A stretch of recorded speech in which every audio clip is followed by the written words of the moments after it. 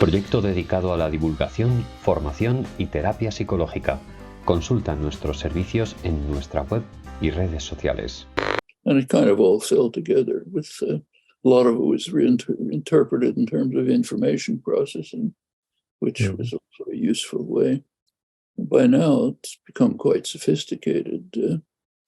People like Randy Gallistel are trying to ask whether you can even identify anything in conditioning that's not just information provision, with and a lot of neurological work on it too.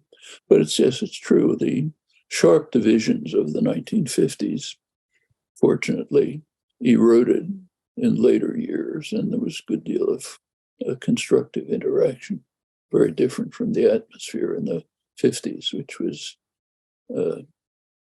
just kind of like cult-like in its commitment. I think there is one still major separation within the field of learning, and that is, I think, between the people who, and I fall in this category, who look at a lot of behavior in terms of selection.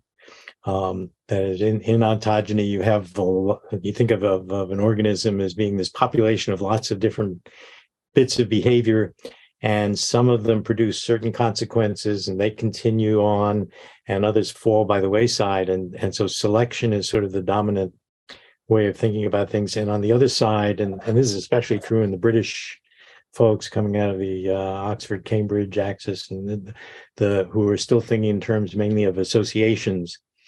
And I think that does separate people. I think it's and I like to think of associations as being things that get selected along with a lot of other kinds of things that can be selected. So I tend to think of it as being more general and encompassing both.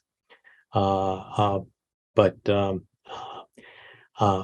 think we have a ways to go to somehow find the ways in which to connect those. There are a couple of people who have models which show that both reinforcement phenomena and conditioning phenomena could be reduced to similar kinds of neural systems and so forth. And so I think we have ways to go there. My own feeling is that in the longer term, the concept of learning is going to essentially disappear, be recognized to be not a proper category of development and ontogeny. I mean, if you think about it, every kind of change in an organism from conception to death involves all of the three possible factors that enter into organism change. One is the internal structure of the organism. Originally, its innate capacities changing through time. Second is the whatever stimuli there are. Third is laws of nature, which simply require that things develop in certain patterns and not others. This is developed in biology as well. And if the innate capacity has a larger role, you call it growth. If stimuli have a larger role, you call it learning, but there's really no boundary. It's just a mixture of all three at every point. This is growth and development.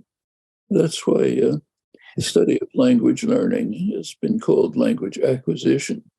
I don't know whether I should do this or not, but learn. This is the name of one of my, and it's too big and it's too old and it's obsolete now, but I am pleased in response to what you just said to be able to say that the first paragraph is, what is learning? And then I go through a list of things and then say in the end, no, we can't define learning. It is just a colloquial term, and it encompasses so many different things that there's nothing that all instances of learning have in common that's useful to us. So, but you have to call the book something. and this was the last edition. It's now, I think, obsolete, but But I'm amused that we agree on that totally. Good. I mean, even the examples that are taken language, again, my own particular interest, that are called the paradigm cases of learning, like word learning. How do you learn that in English you call it a tree, in German you call it a Baum, and French arbre, and so on? That's called paradigmatic learning.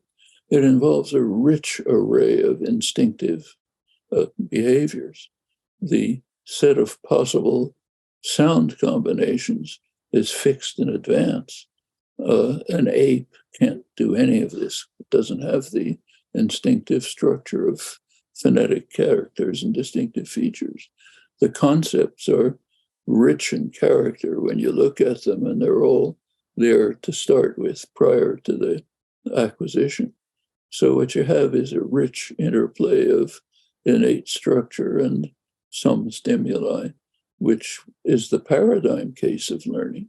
And that's true of every case.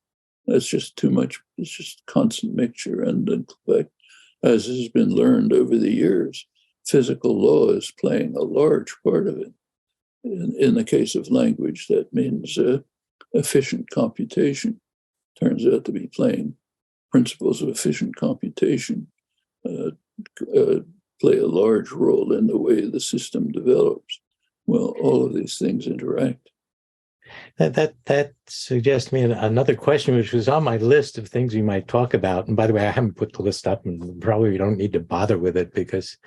But in any case, one of the other things that I've worried about a bit over the years is.